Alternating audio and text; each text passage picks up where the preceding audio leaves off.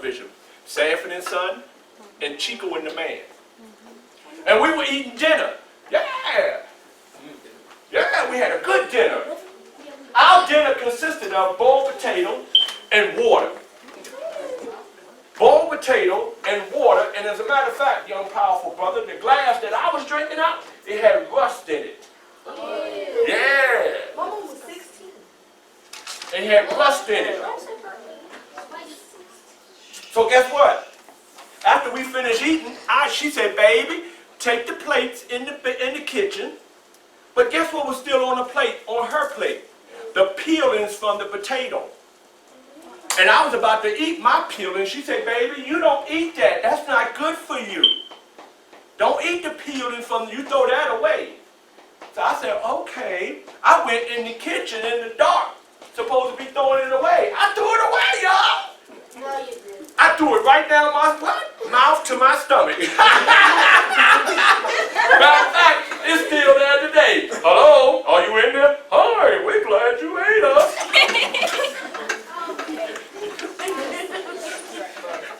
This man is cuckoo. Where y'all find him from?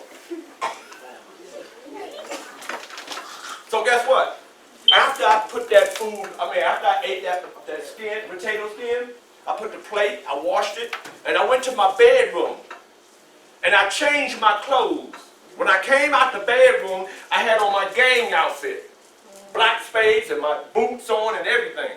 So as I went to go out the door, my great-grandmother, Miss Mary Rogers, she said, baby, where you going? I said, none of your business. She said, you don't talk to me like that. I said, you better sit there and read that Bible. She said, don't talk about Jesus like that. I said, look at here. Next time you see that fool named Jesus, you tell that homie, I said, yo, look at here, give him my $5. And I walked out the door. I slammed the door. Bam! And I was going on about my business. I went down to the gang clubhouse. We were drinking, having a good time, partying, everything. Somebody knocked on the door. It was a gang rival. The Savage Skulls. Artie, no taller than this. And I'm like this. I'm walking like this. I'm done, y'all. Take me out the oven. I walk to the door with him. He opens up the door. The guy on the outside of the door, he said, let us in.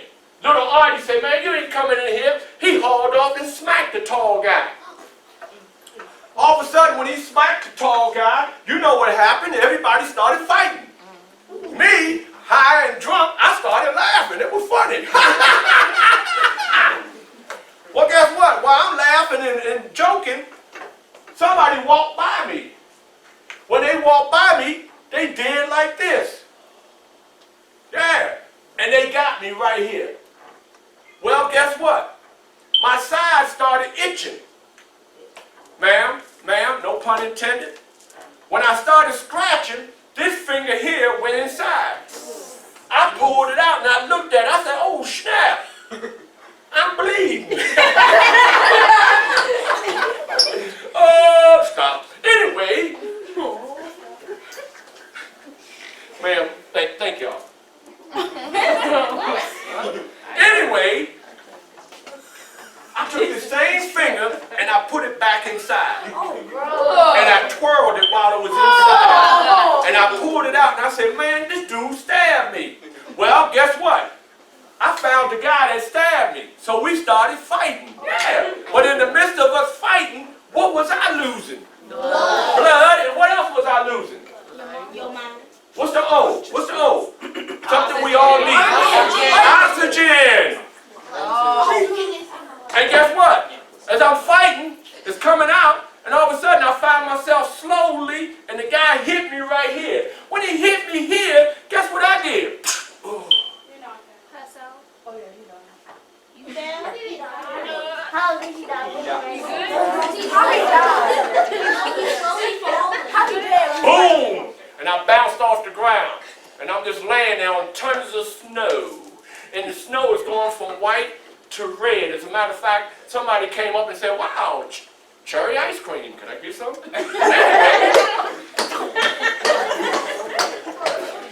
Oh.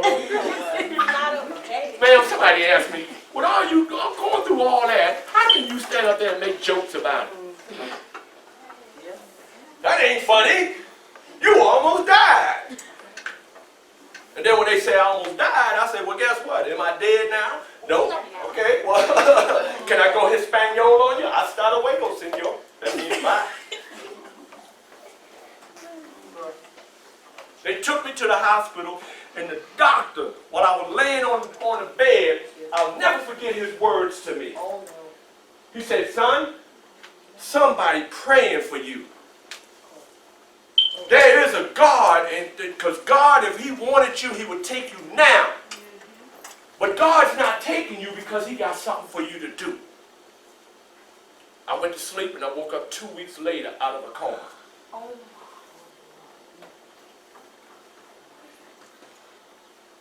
From that point, I must say that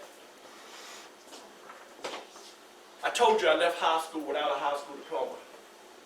I will tell you, it's never too late to get a high school diploma. I got my high school diploma when I was 21 years old. 21 years old, I went to night school. And you want to know something? The true story is, at night school, the principal, tall white guy, came. He saw me walking down the hallway. And he said, Dowridge, come here. So I went up to him, and he took my hand. He said, son, you're graduating. We're very proud of you. You know what I told him? Get your hands off me, man. You don't know me like that, fool. You take that graduation diploma, whatever, and you take it and you know what you do with it. I walked off, never to be seen. I wound up joining the military. Yeah, I went in the army. Whoop! Dun, dun, dun, dun, dun, dun, dun, dun.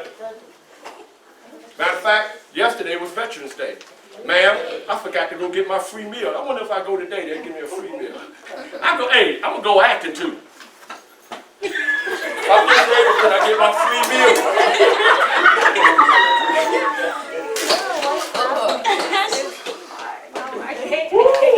I mean, that ain't funny. You making fun of handicapped people. Watch it now. Ma'am, thank you very much. Look at my boy over there. He's laughing. He's like, he need to be my great-great-granddaddy. He's funny. I like him.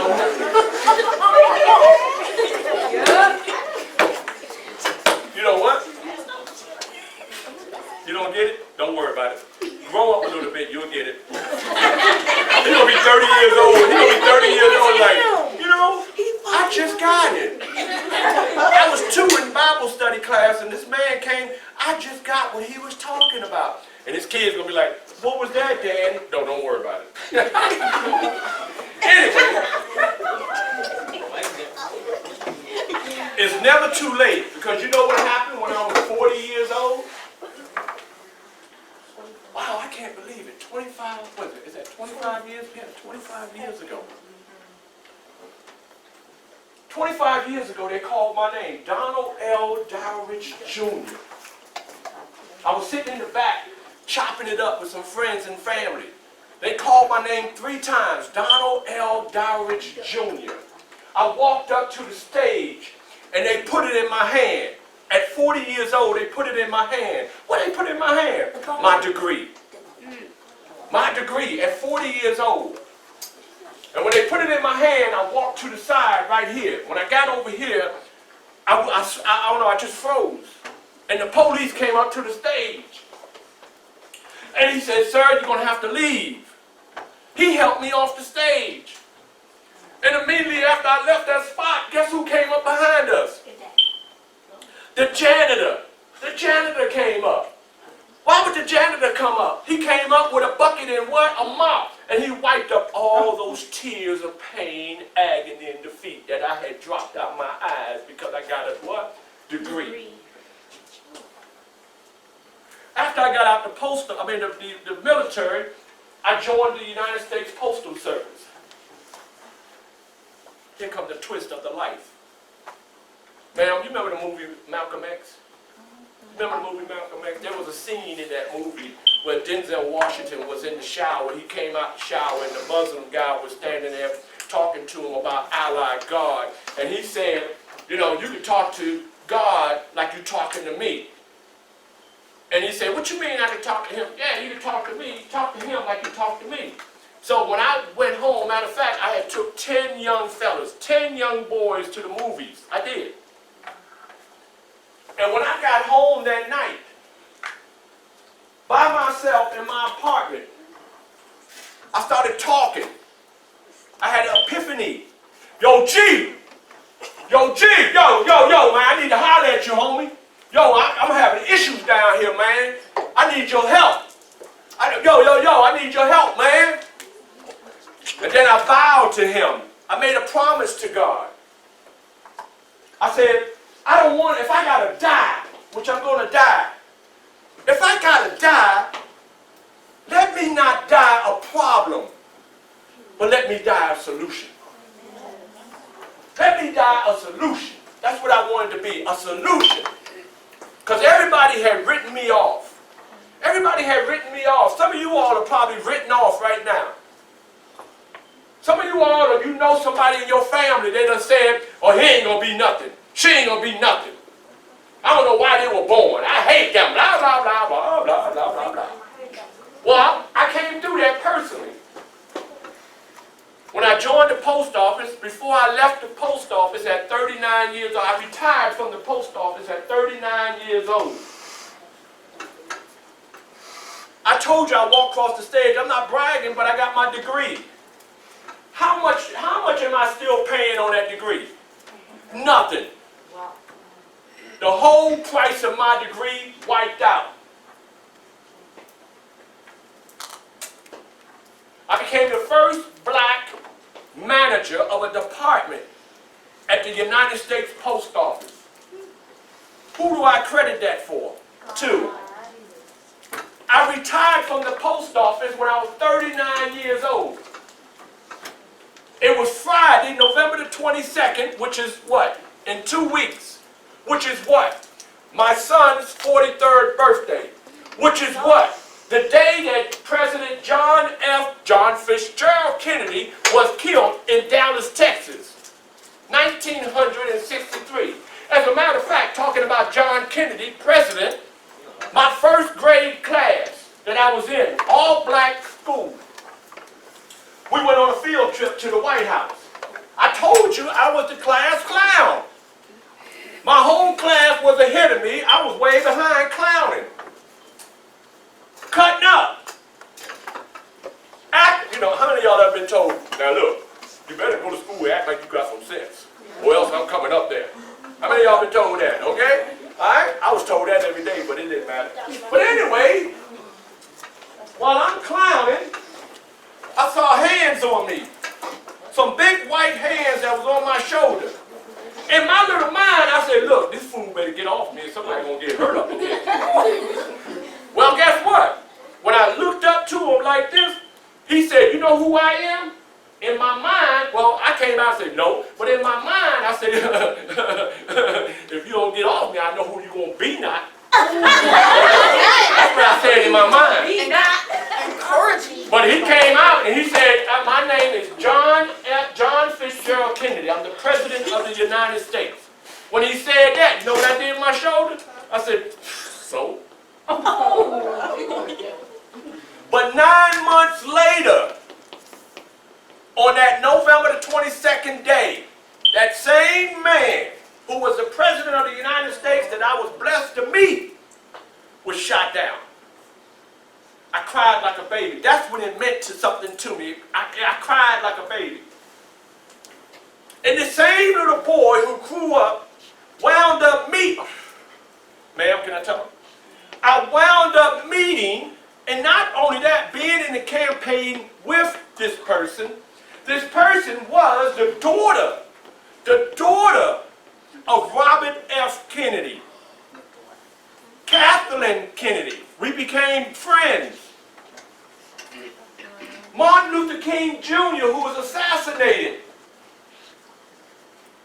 on April the 4th, while we were watching my favorite program, The Mod Squad, and the black guy in there, Clarence Williams III. His name was Link. That was his character's name. He was getting ready to jump on. And they interrupted the program. The newsman, David Brinkley, came on NBC News, and he said, we interrupt this program to bring you a special bulletin. The Reverend Dr. Martin Luther King Jr. was just shot down while standing on the balcony of the Lorraine Motel in Memphis, Tennessee. My whole family started crying. All the adults started crying. I started crying too. But I wasn't crying for him.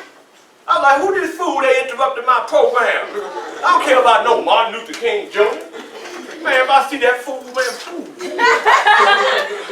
Well, who was to say years later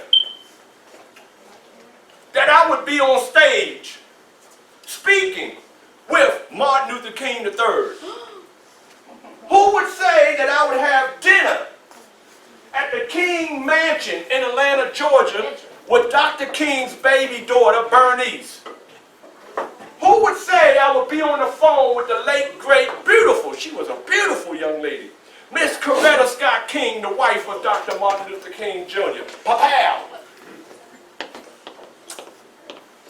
Things happened. So on November 22nd, 1996, when I retired from the post office, I went to the mailbox. There were 2 letters in my mailbox on a Friday. My young people, I pulled the letters out. There were 2. One was my retirement letter from the post office. The other one was a letter from child support. Yeah, child support. Yeah, I had to pay child support, y'all. Because the mother and I, we got a divorce. And so she took me to court for some what? Racks, stacks, paper, money. Show me the what? Money. Don't show me the money. Show me the what? Money. Hallelujah. Offering time. Look at my boy over there. He like, I like this man. When he leave, I'm going to say, excuse me, sir. Excuse me. And I'm going to go, yes. Can you be my granddaddy? So anyway, he's crazy. Anyway,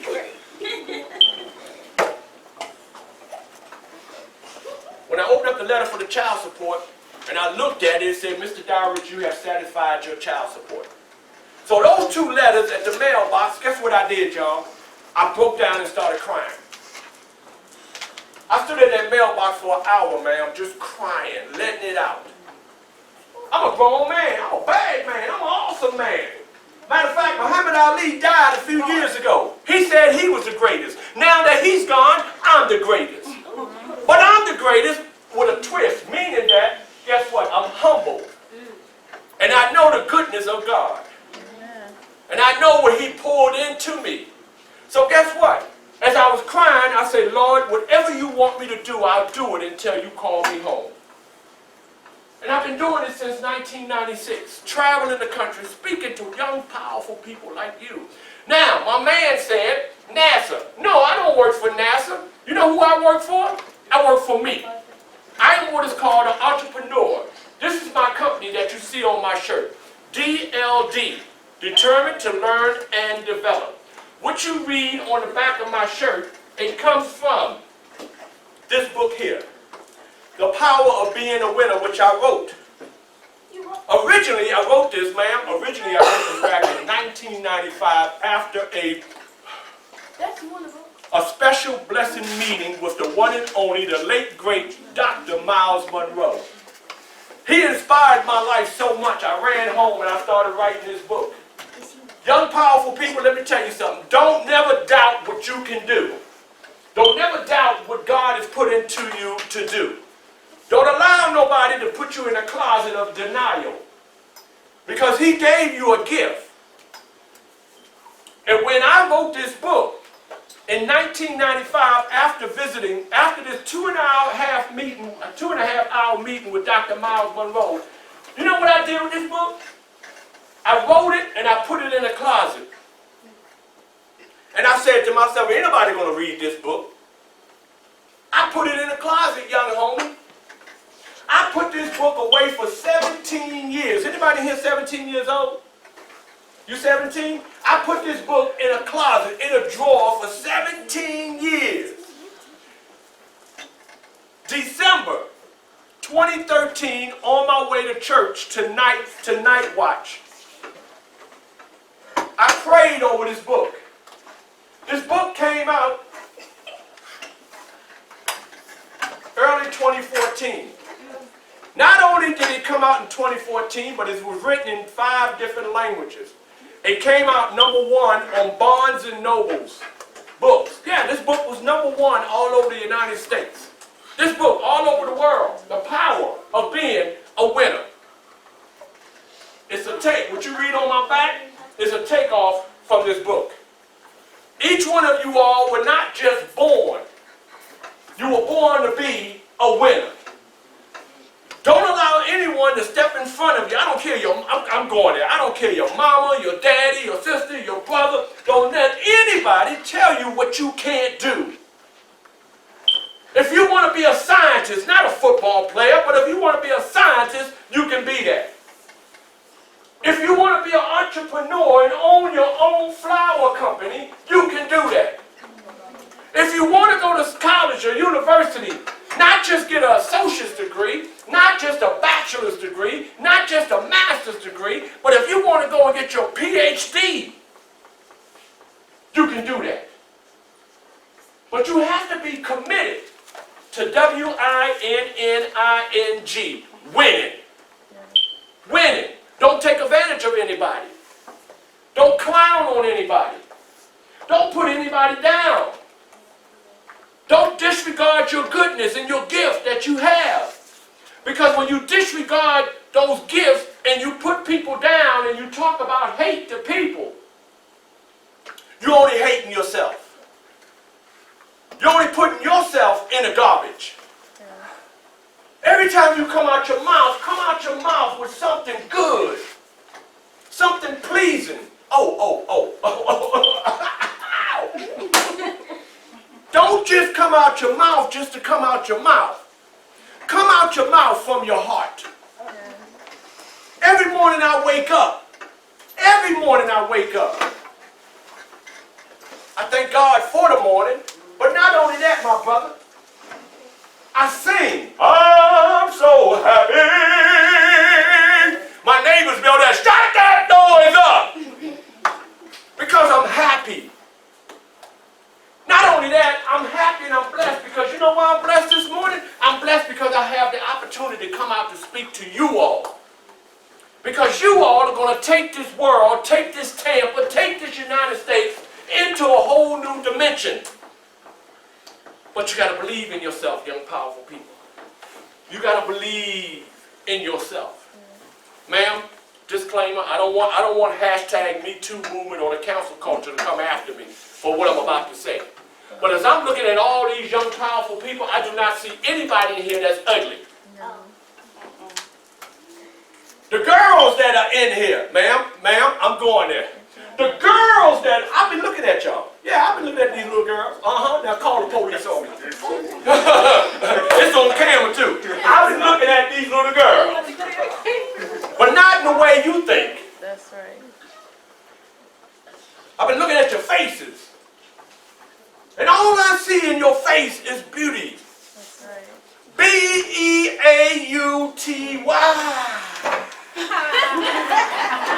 Beauty.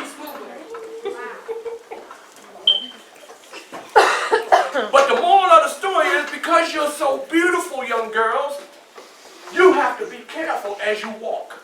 Yes. You have to be careful who you allow yourself to be around. That's right. You have to have your head on a pedestal watching your every move. Because if you're asleep, like they say, stay woke, if you're asleep, young girls, somebody's going to get you. That's right. And they're going to hook, line, and sink you like a fish. Yep. And they're going to reel you in. And they're going to take all kind of action upon you. That's right. And when it's all said and done, now you're 30, 40 years old, your life is gone. There's a lot of young ladies who have grown up to be women, and unfortunately, their life is gone. Yes. So they proclaim, even though they're still young, they proclaim that their life is over. I was just listening to something this morning over here, on the way over here, and it says a lot of people put their interest in their heart, in their love, in the dollar bill. Oh, I got to get me some money. I got to get me some money. I got to get me some money. So with them falling in love with money, that means they will do anything for the money. Show me the money, fool. Well, don't you fall victim, young beautiful ladies, to the money. That's right. Because you're greater than money. Amen. I think I read somewhere where it says money is the door opener to all evil. Yes. Root of all evil. I think I read somewhere where it said money will drive you insane. I think I read somewhere where they said money will have you jumping out the 5th floor window. Yep. Because all you can see is the dollar bill. Make it rain, baby. Make it rain. You see what I'm saying? Yeah. And please, don't disrespect yourself, young, beautiful ladies. Let me get up off the ladies and get on the fellas now. Oh, fellas in the house, if you hear me, somebody scream! The young fellas over here, they couldn't wait.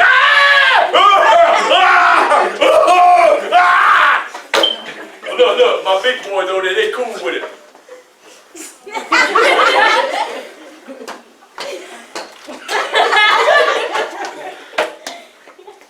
Bam! You talking about I'm cool. No, I ain't cool. They cool, because they like, what up, old man? What up, OG? Hey, ma'am? Yes. Ma'am, I'm glad you're here, because where I'm going with these young boys. I've been watching y'all. Huh? That's right. I've been looking at y'all young boys. That's right. Somebody, one of them talking about, true. I ain't like that. Help, get me away from him. I'm scared of him. Watch this, ma'am. Can I go there? Save me, help me. He's coming after me. Y'all need to stop tripping. All you young, bless you. All you young fellas that I'm looking at, you're handsome. You're handsome young brothers, no doubt. But here's the drill. Don't allow your handsomeness to get in the way of your progress or where you're supposed to be going in life. Amen. If you're young, how many of you all play basketball? How many young brothers? No disrespect, because I know girls be out there with the pill, be like, now, hey, here you go. Now, sucker, what you gonna do now?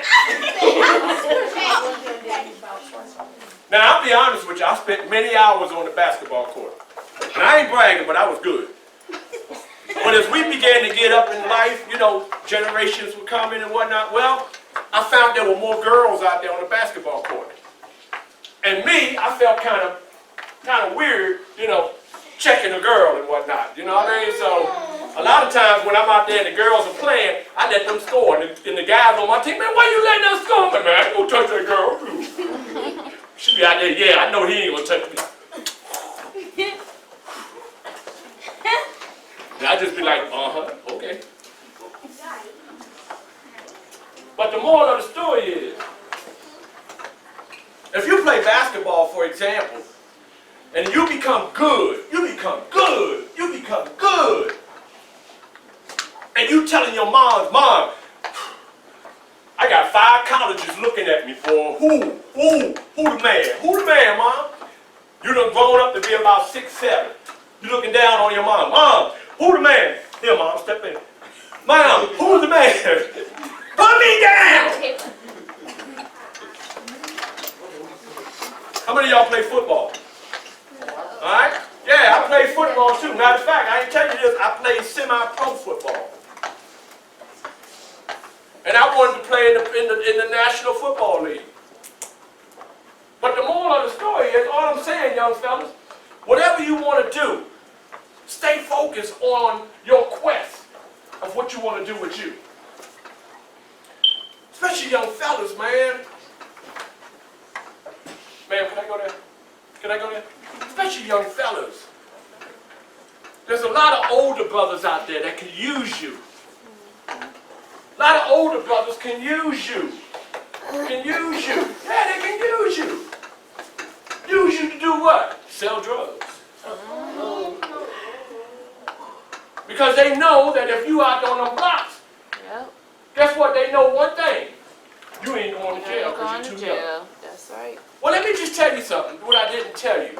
I travel a lot, and I go to prisons. I speak at prisons. I speak at detention centers. Young brothers, 15. Matter of fact, I met one of them that's 13 years old.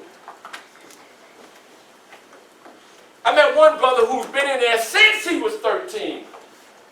He'll be 18 next month. He's waiting to go to court. Guess what's going to happen to him because of the crime that he committed? He's going to jail. He's looking at 30 years. Oh my goodness. I've known this kid since he was 13. He's 18 waiting to go to see the judge so he can go do 30 years of prison time. When he get out, he's going to be what? 48. Thank you very much. Thank you very much. So, as I look at that, have a growth set mind. Challenge yourself to succeed. Challenge yourself. Don't give up. Don't quit. How many of you all say, oh, this is hard.